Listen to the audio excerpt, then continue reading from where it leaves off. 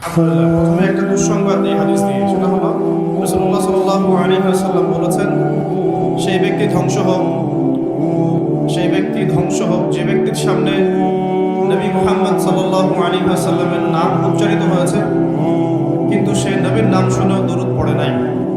সেই ব্যক্তির জন্য নবী সাল্লাল্লাহু আলাইহি ওয়াসাল্লাম বদদুয়া করেছেন। আমরা কি দরুদ পড়লাম না? পড়লাম না। নবী সাল্লাল্লাহু আলাইহি ওয়াসাল্লামের নাম শুনলেই বলতে হবে কি? কমপক্ষে বলতে হবে সাল্লাল্লাহু আলাইহি ওয়াসাল্লাম। অন্য হাদিসে নবী সাল্লাল্লাহু আলাইহি ওয়াসাল্লাম বলেন যে যদি কোনো ব্যক্তি সকালে 10 বার এবং সন্ধ্যায় 10 বার, সকাল সন্ধ্যায় বা সকাল বিকাল 10 বার করে রাসূল সাল্লাল্লাহু আলাইহি ওয়াসাল্লামের প্রতি দরুদ পাঠ করে, ইনশাআল্লাহ তাআলা কিয়ামতের মাঠে সে আল্লাহর রাসূলের সুপারিশ পাবে। আমরা কি নবীর সুপারিশ পেতে চাই? আমরা তো মনে হয় না নবী সাল্লাল্লাহু আলাইহি ওয়াসাল্লামের সুপারিশ পেতে চাই। পেতে চাই? নবীর সুপারিশ পেতে হলে একটা শর্ত, সেটা হলো যে আপনার জীবনের প্রতিটা কাজ নবী সাল্লাল্লাহু আলাইহি ওয়াসাল্লামের সুন্নাত মোতাবেক হতে হবে। রাজি আছেন ইনশাআল্লাহ? সবার আগে চেহারা পরিবর্তন করতে হবে। সবার আগে কি পরিবর্তন করতে হবে? আসলে পরিবর্তন করতে হয় সবার আগে আকীদা, আকীদা বিশ্বাস, তারপরে পরিবর্তন করতে হয় আমল কাজ। তো আকীদার মধ্যে আমি পড়ে যাচ্ছি, আমলের ক্ষেত্রে আগে প্রথম কথাটা বললাম যে প্রথমে আগে নিজের ব্যক্তি জীবনটা পরিবর্তন করতে হবে, তারপরে পরিবার, আস্তে আস্তে সমাজ পরিবর্তিত হবে ইনশাআল্লাহ তাআলা। তো সবার আগে দরকার আমাদের ব্যক্তি জীবনের পরিবর্তন। ব্যক্তির মধ্যে প্রথম বিষয় হচ্ছে চেহারা, আপনার আউটলুক। আপনার আমার চেহারা সুরত কি নবী সাল্লাল্লাহু আলাইহি ওয়াসাল্লামের মতো হচ্ছে? ভাবতে হবে, ভাবতে হবে না? নবী সাল্লাল্লাহু আলাইহি ওয়াসাল্লাম শেভ করতেন নাকি দাড়ি লম্বা ছিল? তো আমাদের সবার দাড়ি ছোট কেন? আমরা কি নবী সাল্লাল্লাহু আলাইহি ওয়াসাল্লামের উম্মত না অন্য কারো উম্মত? শুনেন, আল্লাহর নবী বলেছেন, বলেন সাল্লাল্লাহু আলাইহি ওয়াসাল্লাম, তোমাদের সামনে একটা জামানা আসছে, জামানা সাবরিন, কঠিন সবরের জামানা, কঠিন সবরের জামানা। ওই জামানায় ঈমান ধরে রাখাটা হাতের মধ্যে জ্বলন্ত আগুন ধরে রাখার মতো হবে। নবীজি বলছেন ঈমান ধরে রাখাটা হাতের মধ্যে আগুন ধরে রাখার মতো কঠিন হবে। সেই কঠিন জামানায় যদি কেউ আমার একটা সুন্নতকে জীবিত করতে পারে, বা আমার মৃত সুন্নতকে জীবিত করতে পারে, বা নবীর সুন্নতের উপর অটল থাকতে পারে, সে 50 জন শহীদ সাহাবীর নেকি পাবে ইনশাআল্লাহ। সাহাবী কাকে বলে? আমরা যদি আমাদের পুরো জীবনটায় যত আমল করি, এই আমলগুলো এক পাল্লায় রাখি, আর আবু বকর সিদ্দিক রাদিয়াল্লাহু আনহুর 1 রাকাত নামাজ এক পাল্লায় রাখি, কোনটা বেশি ভারী হবে? কি মনে হয়? আমাদের আমল না আবু বকর রাদিয়াল্লাহু আনহুর আমল? কোনটা? নবীজি বলছেন 50 জন শহীদ সাহাবীর সমান নেকি পাবে কে? যে কঠিন যুগে নবীর সুন্নতের উপর চলবে এবং সেই সুন্নতকে আঁকড়ে ধরে থাকবে। রাজি আছি ইনশাআল্লাহ? তো দাড়ি রাখতে পারবো তো ইনশাআল্লাহ? আল্লাহ পাক সবাইকে তৌফিক দান করুন। আমিন। স্টাইল করে রাখা যাবে না, স্টাইল করে রাখা যাবে না। যেমন যার দাড়ি আসবে সেভাবে ছেড়ে দিতে হবে, ঠিক আছে? পোশাক পরিবর্তন করবেন। আমাদের পোশাকগুলো, পোশাক নিয়ে যদিও জায়েজ না জায়েজ ব্যাপার আছে, তারপরেও আমরা সুন্নতে থাকার চেষ্টা করব। সুন্নত, ইসলামে দুটো বিষয় আছে, একটা সুন্নত, একটা জায়েজ। একটা বিষয় জায়েজ, হ্যাঁ আপনি টি শার্ট পরে নামাজ পড়তে পারবেন, জায়েজ। চুল বড় রেখেছেন, কাঁধ পর্যন্ত রেখেছেন, কানের লতি পর্যন্ত রেখেছেন, তো এই বাবরি সুন্নত, এটা কিন্তু নবীর সুন্নত। এটা বাধ্যতামূলক নয়, কিন্তু নবীর সুন্নত। আর যদি কেটে ফেলতে চান তাহলে সামন পিছন সমান করে ফেলবেন। সামন পিছন কি সমান হবে? সামনে এতগুলো উঁচু করে রাখছেন, এদিকে ছিলে রাখছেন, এগুলো কিন্তু আসলে ইসলামিক কাট নয়। এগুলো নবী সাল্লাল্লাহু আলাইহি ওয়াসাল্লাম সাহাবীদের কিন্তু সুন্নত নয়। কোন সাহাবী মাথায় চুল রাখতেন না, সবসময় একদম শেভড, মাথায় কোনো চুল থাকতো না। কেন থাকতো না? কারণ তারা যুদ্ধ করতেন। কি করতেন? যুদ্ধ, জিহাদে থাকতেন। আর চুল একটা দুর্বল পয়েন্ট হয়ে যেত, চুল ধরে ফেললে কিন্তু মানুষকে কাবু করা সহজ হয়। এই কারণে যোদ্ধা কিছু সাহাবী ছিলেন, তারা কিন্তু চুল কামিয়ে ফেলতেন। এটা অন্য বিষয়। আমরা কি যুদ্ধ করছি এখন? তো কমপক্ষে নবীর মতো চুল রাখা যাবে তো ইনশাআল্লাহ? দাড়ি রাখা যাবে তো ইনশাআল্লাহ? পোশাক পরা যাবে তো ইনশাআল্লাহ? আল্লাহ পাক সবাইকে তৌফিক দান করুন। আমিন। যেন আইডেন্টিফাই করা যায় যে কে মুসলিম কে নন মুসলিম। এখন তো বাহির থেকে আইডেন্টিফাই করা যাচ্ছে না কে মুসলিম কে নন মুসলিম। বুঝতে পারছেন না? আচ্ছা, দাড়ির কথা এত গুরুত্ব কেন দিলাম? কারণ দাড়ি হচ্ছে একমাত্র ভিজিবল সুন্নত। ভিজিবল মানে দৃশ্যমান। দাড়ি হচ্ছে একমাত্র দৃশ্যমান সুন্নত যেটা নিয়ে আপনি কবরে যাবেন। কবরে যখন রেখে দেওয়া হবে, অন্য কোনো কিছু কিন্তু দেখা যাবে না যে আপনি কত ওয়াক্ত নামাজ পড়েছেন, কত টাকা দান করেছেন, হ্যাঁ, কতবার কোরআন খতম করেছেন, কোনো কিছু দৃশ্যমান থাকবে না। দৃশ্যমান থাকবে আপনার দাড়ির সুন্নত, আর দৃশ্যমান থাকবে আপনার কপালে সেজদার দাগ। আর প্রভু আল্লাহ পাক, আপনার রব আল্লাহ পাক তখনও আপনাকে দেখেছেন যখন আমরা জাইগোট ছিলাম। তারপর হচ্ছে আলাক। আলাক মানে জমাট বাঁধা রক্তপিণ্ড। মায়ের গর্ভে রক্তের পিণ্ড আকারে ছিলাম। কোনো হদিস ছিল না আমাদের, এই মহাবিশ্বে আমাদের কোনো অস্তিত্ব ছিল না। একটা মাংসের টুকরা ছিলাম, এতটুকু। আস্তে আস্তে এর মধ্যে হাড় এসেছে, হাড়। যখন 4 মাস 10 দিন বয়স হয়েছে, তখন আল্লাহ রাব্বুল আলামিন তার নিজ অনুগ্রহে আপনার আমার রূহটাকে পাঠিয়ে দিয়েছেন ফেরেশতার মাধ্যমে। সেই ফেরেশতা এসে মায়ের গর্ভে আত্মা বা রূহটাকে ফুঁকে দিয়েছে।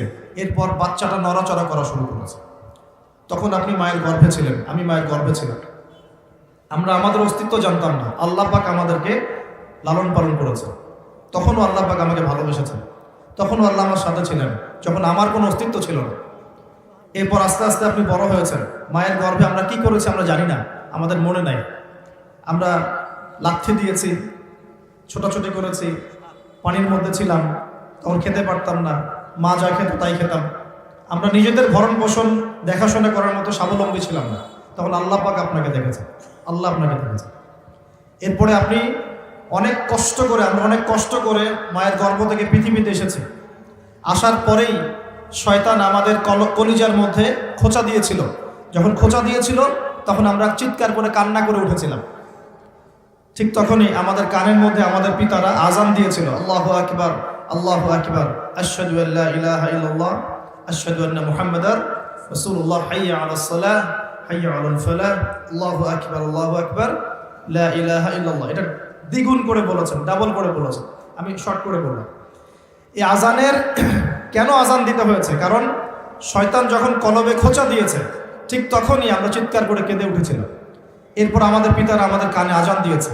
তখন আপনার আমার কোনো আসলে সেন্স ছিল না, এই ভালো মন্দ বোঝার কোনো জ্ঞান ছিল না। তখনও আল্লাহ আপনাকে দেখেছে, তখনও আল্লাহ আমাকে দেখেছে। আল্লাহকে চিনতে শেখেন, কে আল্লাহ? আমি আসলে ব্যাখ্যা করতে পারছি না, আমি জানি পারবো না, আমি ফিল করতে পারছি কিন্তু বোঝাতে পারছি না যে আল্লাহ পাক তখন আপনার আমার সাথে ছিলেন।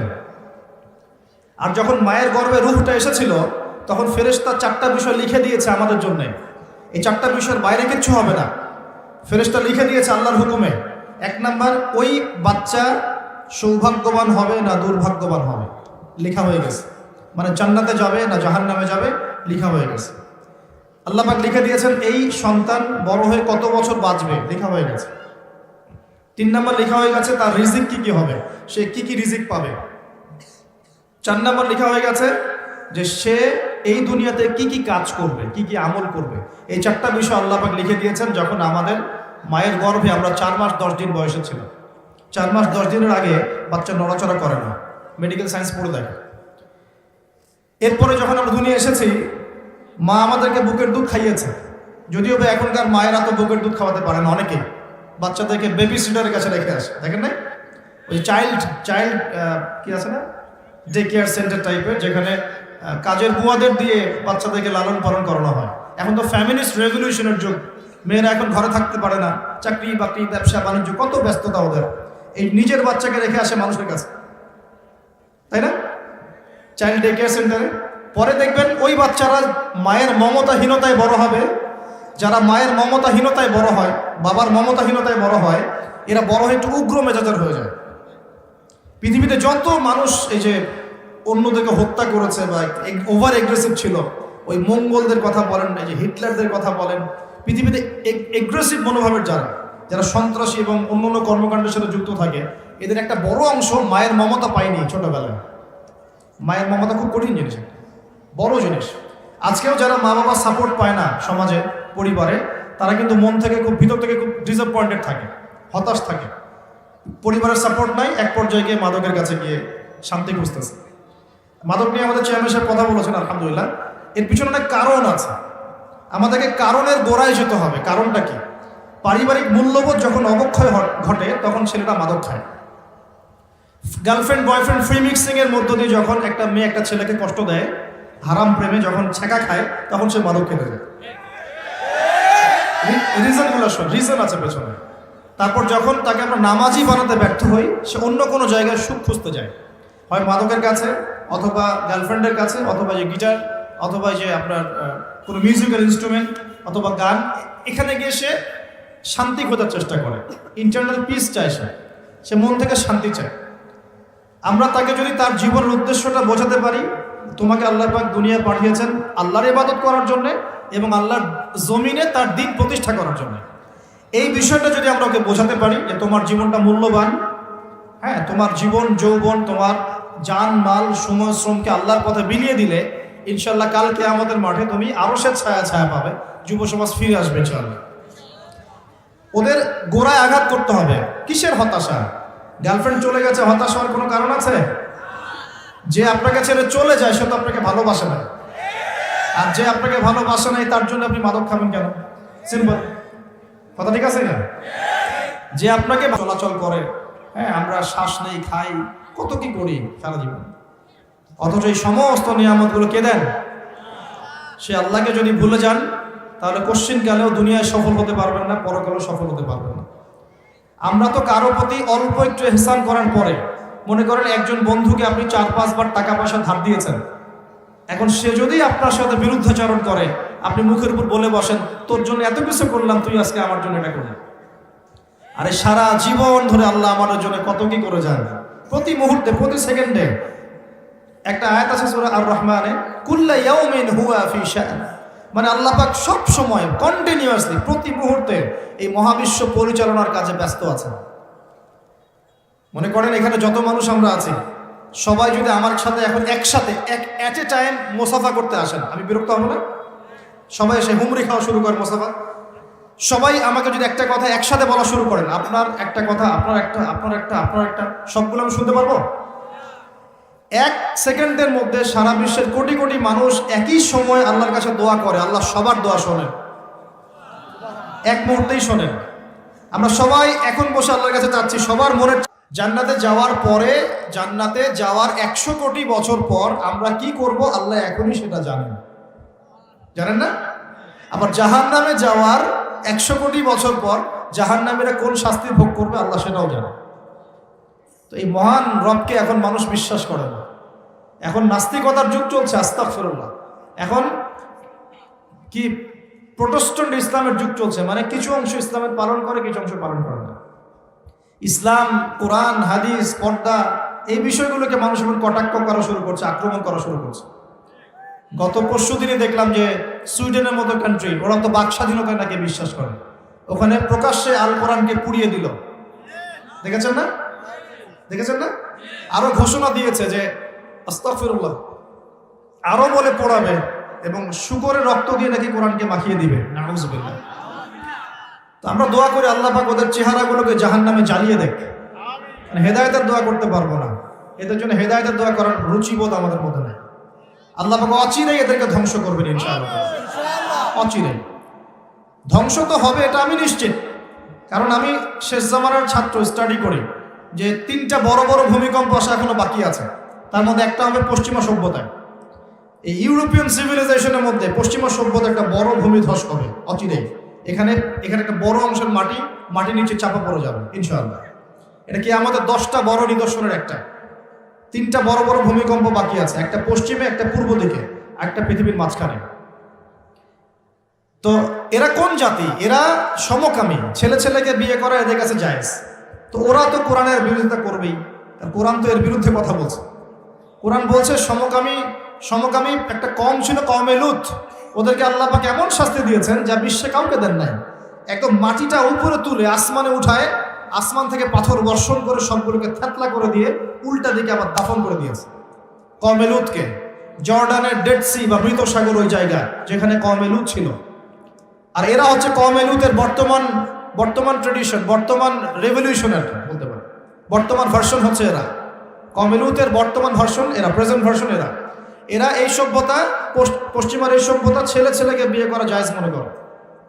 তো ওরা তো কোরআনের বিরুদ্ধাচরণ করবেই, আর কোরআন বলছে যে এরকম করলে একদম ধসাই দেব শাস্তি দিয়ে। আসমানের নিচে জমিনের উপরে সবচেয়ে বড় বড় পাপগুলোর মধ্যে এটা একটা। ওরা তো সুদখোর, সারা বিশ্ববাসীকে সুদ খাইয়েছে, আর কোরআন বলছে সুদ যে খায় সে যেন আল্লাহ এবং তার রাসূলের সাথে যুদ্ধ করে। তাহলে ওরা তো কোরআনের বিরোধিতা করবেই। কোরআন বলছে যে সমাজে সাম্য থাকতে হবে, সাম্য, আর ওরা তো সাম্যের বিরোধী। ওরা মানবতার ধ্বজা ধরে বিশ্বের বিভিন্ন মুসলিম কান্ট্রির মধ্যে মুসলিম থেকে নির্যাতন করেছে। ওরা তো কোরআনের বিরোধিতা করবেই, স্বাভাবিক। কোরআন বলছে এইসব জালেমদের সাথে জিহাদ করতে, আর এই কিতাবে সেটা লেখা আছে। তাহলে ওরা তো এই বইটা পুরোতে চাইবেই, চাইবে না? এগুলো পড়লে তো আপনার ভিতরে একটা জজবা চলে আসবে, ওরা চাইবে এখান থেকে আপনাকে দূরে সরাই দিতে। কোরআন বলছে মুসলিমদের ঐক্যের কথা, তো ওরা তো মুসলিমদের ঐক্য পছন্দ করবে না, অতএব কোরআন তো পুরাতে হবেই ওদের কাছে। কোরআন বলছে ওরা বস্তুবাদী আর আখিরাত চিরস্থায়ী, তো বস্তুবাদী এই সভ্যতা আখিরাতমুখী সভ্যতার বিরুদ্ধাচরণ তো করবেই। কোরআন বলছে যে দিন ইসলামকে আল্লাহ পাক পাঠিয়েছেন সারা বিশ্বে বিজয়ী হওয়ার জন্য, আর ইসলাম যদি বিজয়ী হয় ওদের অস্তিত্ব থাকবে, অতএব তারা তো বিরুদ্ধাচরণ করবে। কোরআন বলছে মাদক থেকে দূরে থাকার কথা, আর ওরা মাদক ফ্রি অ্যাক্সেস সবাই খাচ্ছে, তাহলে ওরা কি বিরুদ্ধাচরণ করবে না? স্বাভাবিক। কোরআন বলছে যে জেনা থেকে দূরে থাকো না, জেনার কাছেও যেও না, আর ওদের সভ্যতা এমন সভ্যতা যেখানে বাবাও মেয়ের সাথে জেনা করে না। বিশ্বাস করছেন না কথা? বাবার হাতে ওরা মেয়েরা এই ইফটিজিং এর শিকার হয়, সেক্সুয়াল হ্যারাসমেন্টের শিকার হয়, এবং ভাই বোনের সাথে জেনা করে। কতগুলো প্রমাণ নেবেন? আমি একটা বইয়ের নাম বলে, লস্ট মডেস্ট একটা বই আছে, মুক্ত বাতাসের খোঁজে, পড়েন, সব দেখতে পাবেন ডিটেলস, প্রমাণস্বরূপ। এই সভ্যতা তো কোরআনের বিরুদ্ধাচরণ করবেই, কারণ কোরআন তো এখান থেকে আপনাকে দূরে সরাচ্ছে। ব্যভিচার, পরকীয়া কি ইসলামে জায়েজ? ওদের ওখানে একটা ফ্যাশন, ওরা কি বিরুদ্ধাচরণ করবে না? করবে। ওদের যতগুলো নোংরামি, অশ্লীলতা, ফাহেসা কাজ, আল্লাহ দ্রোহিতা, এই প্রত্যেকটা বিষয়ের বিরুদ্ধে কোরআন কথা বলছে বলেই কোরআনের বিপক্ষে ওদের এত জ্বালা। কিন্তু এই জ্বালা বেশি দিন স্থায়ী হবে না ইনশাআল্লাহ। কারণ আমরা জানি অচিরেই এমন প্রজন্ম আল্লাহ পাক পাঠাবেন ইনশাআল্লাহ, যে এই প্রজন্মের প্রত্যেক সন্তান আল কোরআন পড়তে জানবে ইনশাআল্লাহ, কোরআনের অর্থ বুঝবে ইনশাআল্লাহ, কোরআনের আদেশ মানবে, নিষেধ বর্জন করবে ইনশাআল্লাহ, কোরআনের দাওয়াত মানুষের কাছে পৌঁছাবে, এবং আল্লাহর এই পুরো জমিনে কোরআনের বিধান প্রতিষ্ঠা করবে ইনশাআল্লাহ। এমন প্রজন্ম অচিরেই আসবে। আমি আপনাদেরকে বলে দিয়ে যাচ্ছি যে নবী ঈসা আলাইহিস সালামের হাতে 40 বছর এই পুরো বিশ্বে এই ন্যায় এবং ইনসাফের শাসন না হওয়া পর্যন্ত কিয়ামত আল্লাহ পাক দিবেন না ইনশাআল্লাহ। এটা হাদিসে লিখিত হয়ে গেছে। তিনি আসবেন, তার আগেই ইমামুল মাহদী আসবেন, তিনি দাজ্জালকে হত্যা করবেন, এবং দাজ্জালকে ফলো করবে কিন্তু এরাই দাজ্জালকে ফলো করবে। তবে পাথর বা গাছের পিছনেও যদি দাজ্জালের বাহিনী গিয়ে লুকায়, ওই পাথর আর গাছও কথা বলা শুরু করবে। তারা বলবে, ইয়া মুসলিম ইন্না ওয়ারা আল ইয়াহুদ তাআল ফাকতুলহু, হে মুসলিম, আমার পিছনে একজন ইহুদি আছে, আসো একে হত্যা করে যাও। পাথর এবং গাছ কথা বলবে। বিশ্বাস করছেন তো? এই সময় সামনে অপেক্ষা করছে। বিশ্বে এখন যা দেখছেন তার কিছুই থাকবে না। নতুন একটা বিশ্ব পৃথিবী দেখবে, এমন বিশ্ব যেখানে না আছে কোনো জুলুম, না আছে কোনো অন্যায়, না কোনো পাপাচার, না কোনো জেনা, না কোনো যে আল্লাহ দ্রোহিতা, না কোনো কুফর, না কোনো শিরক। ইনশাআল্লাহ এমন একটা বিশ্ব অচিরেই আমাদের সামনে আসছে ইনশাআল্লাহ। তবে আমাদের কিছু কাজ আছে, ওই কাজ বলতে গিয়ে দিকে এসেছে। প্রথমে আল্লাহকে চিনতে হবে। কি করতে হবে? আল্লাহকে চিনতে হবে। আল্লাহ রাব্বুল আলামিন আমাদের রব, এটা চিনতে হবে। যখন আমাদের কেউ ছিল না, কে ছিল? আল্লাহ। এখন আপনি বড় হয়েছেন, আল্লাহকে ভুলে যাচ্ছেন, আস্তে আস্তে কিন্তু আপনি আবার দুর্বল হবেন। যেমন মায়ের গর্ভে যেমন দুর্বল ছিলেন জন্মের পর, আবার কিন্তু আস্তে আস্তে এমন দুর্বল হবেন। এই যে এখন যৌবনকাল চলছে, খুব দ্রুত দেখবেন যৌবন পাস হয়ে যাচ্ছে। আর এখন কিন্তু সময় অনেক দ্রুত যাচ্ছে, কারণ এটা কিয়ামতের একটা সাইন, যে সময় কিন্তু টাইম দ্রুত যাওয়া শুরু করবে। এমনকি একটা বছর একটা মাসের মতো চলে যাবে, একটা মাস একটা সপ্তাহের মতো চলে যাবে, একটা সপ্তাহ একটা দিনের মতো চলে যাবে। এরকম মনে হচ্ছে না এখন? আস্তে আস্তে এমন হচ্ছে। এটার মানে হচ্ছে সময় থেকে বরকতটা উঠে যাচ্ছে। সময় থেকে কি উঠছে? টাইম কিন্তু ঠিকই আছে, মানে 24 ঘন্টা 24 ঘন্টায়, কিন্তু একটু দ্রুত পাস হচ্ছে, মানে আপনার বরকতটা কমে যাচ্ছে। নবী সাল্লাল্লাহু আলাইহি ওয়াসাল্লাম একদিনে যত কাজ করতে পারতেন, আমরা এক মাসেও অত কাজ করতে পারি না। ভালো করে খেয়াল করে দেখেন, আল্লাহ নবীজি একদিনে যত কাজ করতেন সকাল থেকে রাত পর্যন্ত, আমরা মনে হয় এক সপ্তাহ এক মাসেও করতে পারি না। তো প্রিয় ভাইয়েরা, সময় দ্রুত পাস করছে, যৌবন চলে যাবে।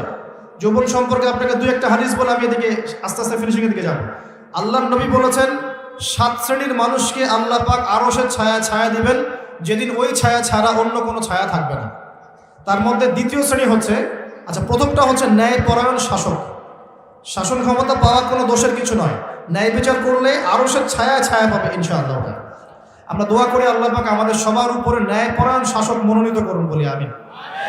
এরপরে দ্বিতীয় শ্রেণী হচ্ছে সেই যুবক যে তার যৌবনকালটাকে আল্লাহর পথে বিলিয়ে দিয়েছে। এই সুযোগ এখন আপনাদের সবার সামনে আছে। এখন আপনি কোন পথে যাবেন, decision is yours, choice is yours, আপনার চয়েস। আপনি কি শয়তানের পথে যাবেন, নাকি একটা মেয়ের পিছনে সময় নষ্ট করবেন, নাকি হতাশার আর মাদকের পিছনে সময় নষ্ট করবেন, না আল্লাহর দ্বীনের জন্য কিছু করবেন? আল্লাহর দ্বীনের জন্য করতে হলে কিছু বৈশিষ্ট্যের দরকার আছে, যোগ্যতার দরকার আছে। এমনি এমনি কি অ্যাচিভ করা যায় কোনো কিছু? দুনিয়ার একটা চাকরি কি এমনি অ্যাচিভ করা যায়? পড়তে হয়, মেসে থাকতে হয়, স্টাডি করতে হয়, অ্যাসাইনমেন্ট জমা দিতে হয়, পরীক্ষা দিতে হয়। এভাবে 10-15 বছর পড়ার পর একটা সার্টিফিকেট অর্জন করে আপনি চাকরি নিচ্ছেন, তাই নয় কি? একটা চাকরি নিচ্ছেন, বিশেষ ক্যাডার হচ্ছেন, বড় বড় জায়গায় যাচ্ছেন। তাহলে দিনের জন্য কাজ করার জন্য বা আল্লাহর দিনকে প্রতিষ্ঠা করার জন্য যোগ্যতার দরকার আছে না? প্রথম যোগ্যতা হচ্ছে জ্ঞান অর্জন করা। কি করা? কোরআন এবং সুন্নাহর বেসিক জ্ঞান আপনাদের সবাইকে অর্জন করতে হবে। রাজি আছেন তো ইনশাআল্লাহ? সর্বপ্রথম কোরআন তেলাওয়াত করা শিখতে হবে। কি করতে হবে? কোরআন তেলাওয়াত করা শিখতে হবে। আগামী রমজান আসার আগেই সবাই তেলাওয়াত করা শিখে নিব ইনশাআল্লাহ।